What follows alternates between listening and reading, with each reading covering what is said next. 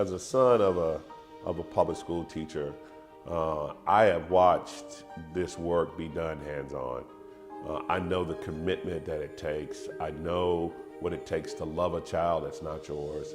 I know what it takes to do that work every day to make your living. I know what it takes to really understand the engagement that's needed outside of the classroom to help a kid get to its highest heights. So coming from a family like that and 2 generations of public school teachers, this is work that's near and dear to my heart. This is not something that I do because I don't have anything else to do. I can find stuff and have been involved in stuff that can keep me tremendously busy, but I have carved out a piece of my life in order to do this work because I think it's important. I think the opportunities that are made available to parents now and students across the state of Georgia are unparalleled to the experiences I had as a student growing up. I will tell you that while I had access to quality programming, the opportunities for parents to decide where they would like to enroll their student, whether it's public or private options available, I don't think were made in the capacity in which they are today. And I am a strong supporter of public choice opportunities, i.e. public charter schools. And while I was afforded the opportunity to have a great K-12 experience, some students don't have access to those type of quality choices, whether it's because of their local school district or really just where they physically reside and the schools that are offered in their community.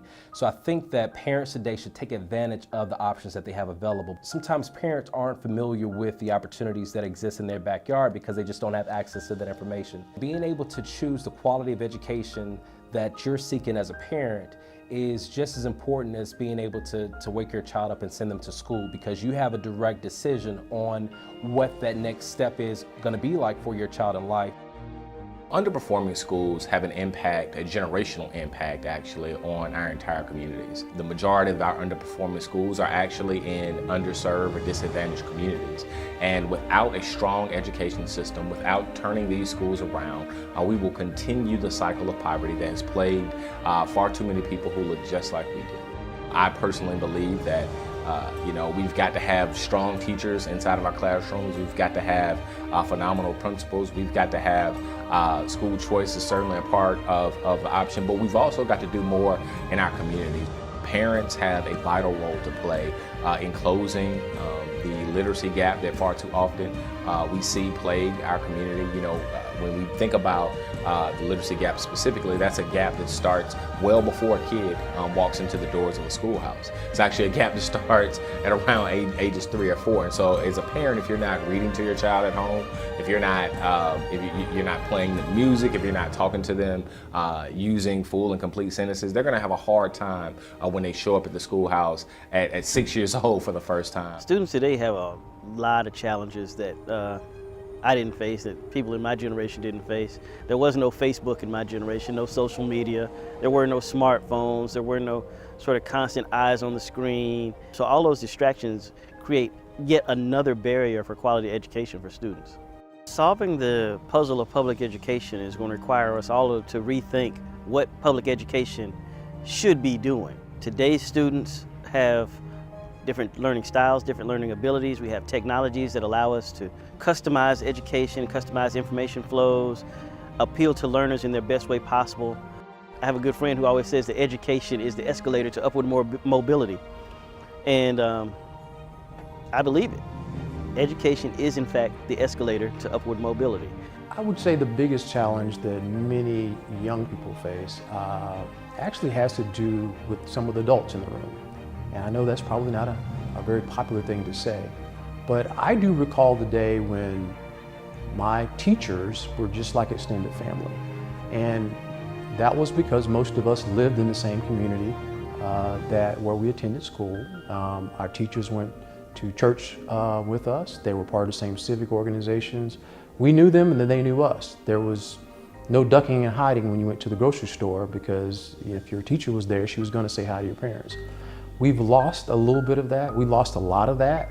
And because of that, the culture of education has changed. And if we could ever find a way to get back culture as well as high academic standards, we can have some of the great successes that we had many years ago in environments when we had a lot less funding, and for many people of color, we had a lot less opportunities. but somehow they made it happen.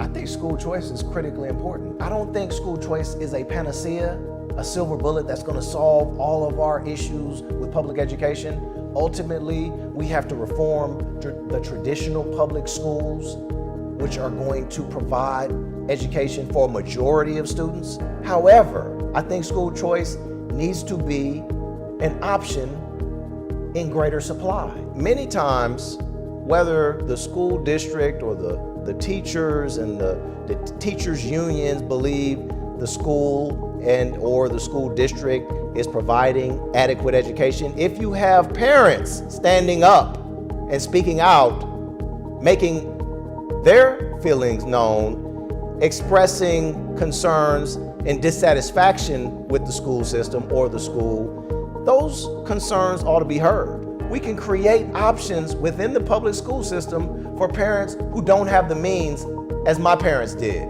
School choice today can fill that gap. In my opinion, when we talk about the state of public education, it really depends on the neighborhoods that you're growing up in.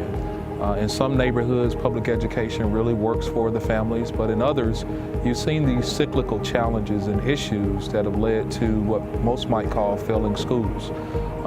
I think that the new age of education advocacy, I think this total truth associated with schools and learning centers being successful really becomes greater with our chances of bringing more people to the table, stakeholders, parents, corporate partners, to really lean into student outcomes and really transform public education going forward. I believe that folks that really want to lean into these challenges and issues must have a presence with either their local schools by serving on boards or serving on teams that want to see student outcomes really make a turn in their neighborhoods, but really leaning in to be a part of the solution rather than just being critical.